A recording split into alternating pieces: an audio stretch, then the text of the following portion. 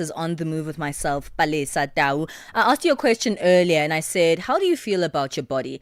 I'm sure that makes you uncomfortable. It would make me uncomfortable if someone asked me, how do you feel about your body? Because it's not something that you just walk up to someone and ask. There's so many personal feelings that we attach to our bodies, but some of them aren't even from us. It's from societal expectations. It's from the things that other people have told us about ourselves, about the complexions of our skins, about how tall or short we are, about how skinny or fat we are, about how much weight we've lost, of how much weight we've gained, about how your legs are either converse or concave. Like, we are criticized constantly. In fact, from birth, when a baby is born and people come and see them, they're like, oh, their ears are so dark, oh, their hair is so curly, oh, they've got such beautiful bright eyes. We are start to criticize humans from the time that they get here about their bodies, their features, and how they look. It's no wonder so many of us deal with body dysmorphia, where we just feel like we're not in the bodies that we wish we had, because it's not the bodies that we wish we had, it's the bodies that we wish other people could see in us. And we're going into that conversation today because the idea of thinness has always equaled health in many beauty standards. Self-control, fatness equals like laziness, failure, and shame. And it's so deeply ingrained in our societies that so many of us really associate ourselves with how we look and how other people have always said we look. Now, the queen of South African Zulu comedy, Celeste Ntuli, has built her career on making people laugh, but behind her humor lies a deeply personal journey of learning to live at peace with her body. She doesn't shy away from the uncomfortable truths about weight, self-image, and pressure to fit in society's mold. But Celeste hasn't always had this amazing relationship that we heard her display. She speaks a lot these days about how she grew up believing that she was ugly. She joined us today on the line to speak about her inspiring journey of self-acceptance and embracing body positivity. Celeste Ntuli, thank you so much for joining us. Good morning and welcome to On the Move. Good morning, how are you? And I'm sorry to be speaking to you. I'm going to park in the next few minutes. I got lost in traffic. It was a mess. It's all right. It's all right.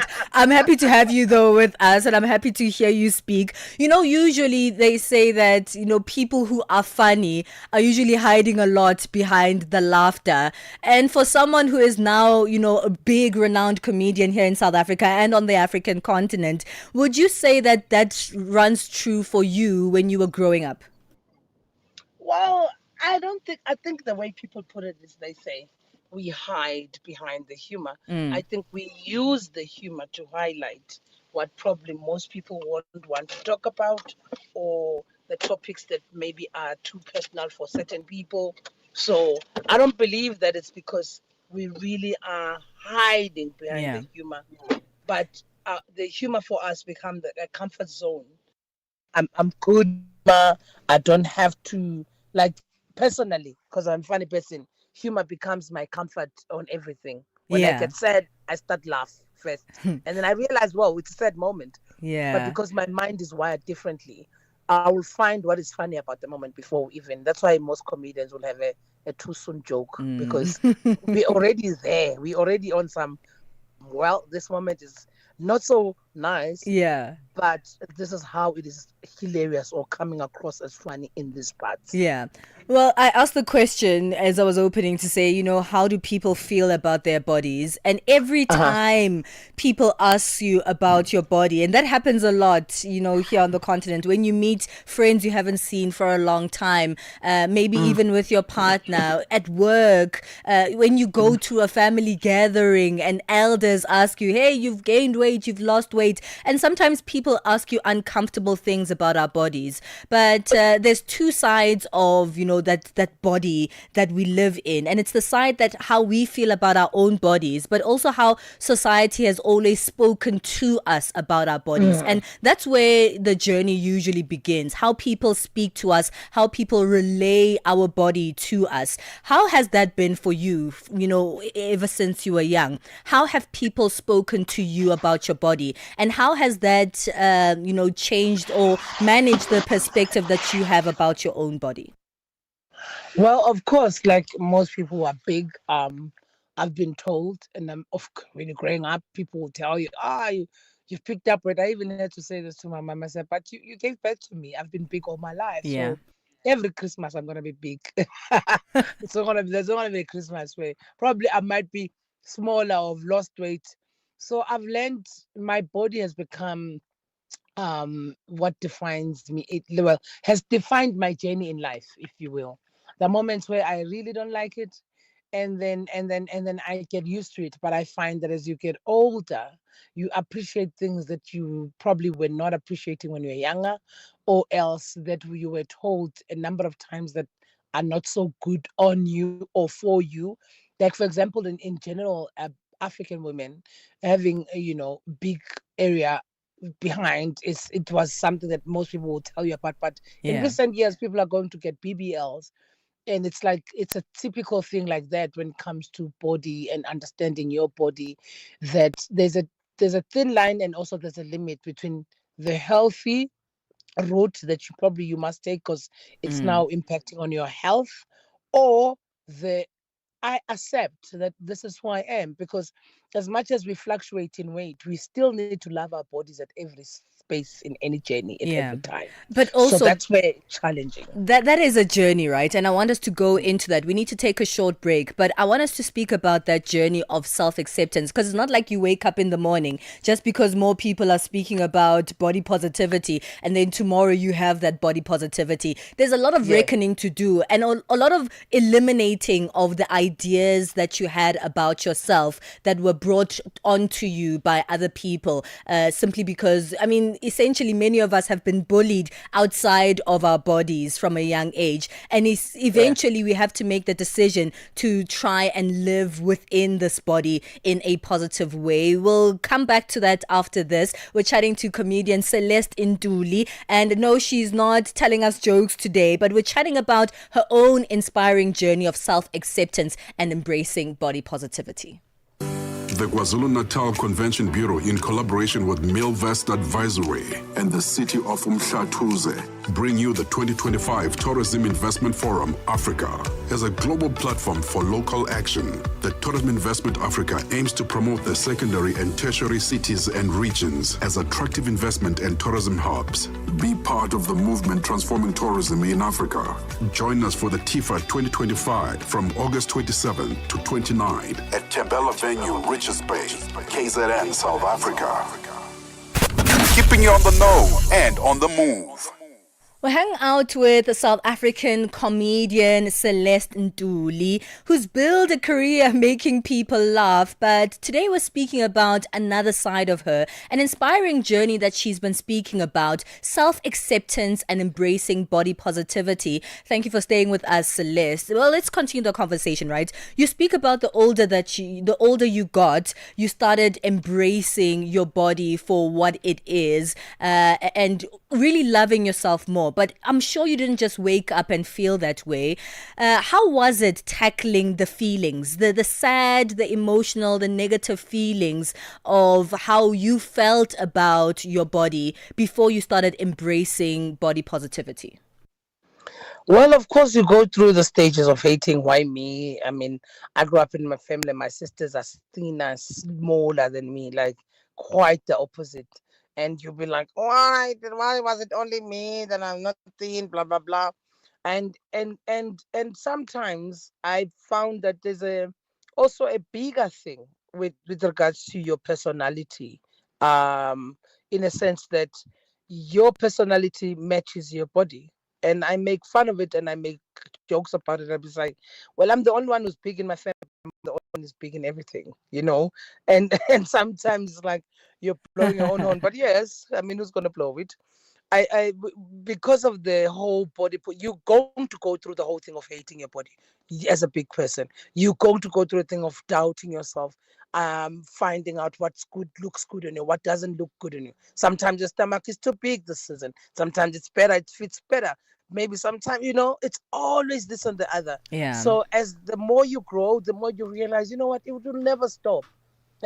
Somebody's body is like someone's house. It's always in fixing. It's like I've learned that I'm a work in construction. I'm a work in progress. Yeah. I'm forever. It's about the journey, not about the destination. Of course, when you get to the point when you are healthier, but sometimes healthy doesn't look the same way to different people. The same, you know what I mean? Like some Yeah. people, I'm healthier because I'm 90 kgs, and I learned now that sometimes even the kgs don't matter. You could be weighing less in kgs, but unhealthy in organs inside. So once you learn those things, you're like, wow, these are the dynamics that makes us different as Yeah. human beings. And it's a pity that we've accepted that there's a tall person, there's a short person, there's a dark person, there's a lighter person. But Yeah. when it comes to body, we all, the whole society wants everyone to be size 30.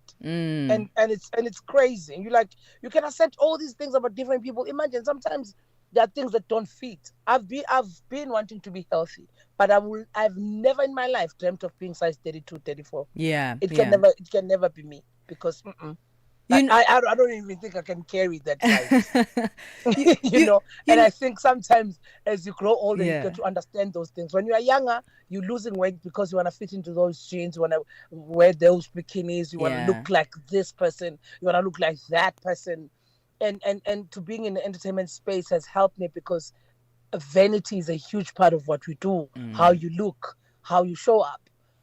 So I was talking to Relebogile Mabocha on her podcast about it, to Yes. say, as big girls, I mean, even thinner girls and thinner women in this space they have such demand to look proper all the time. So if you're a big person, even if you're wearing a t-shirt, they look like you've never bathed for 3 days. You're like, but it's a t-shirt.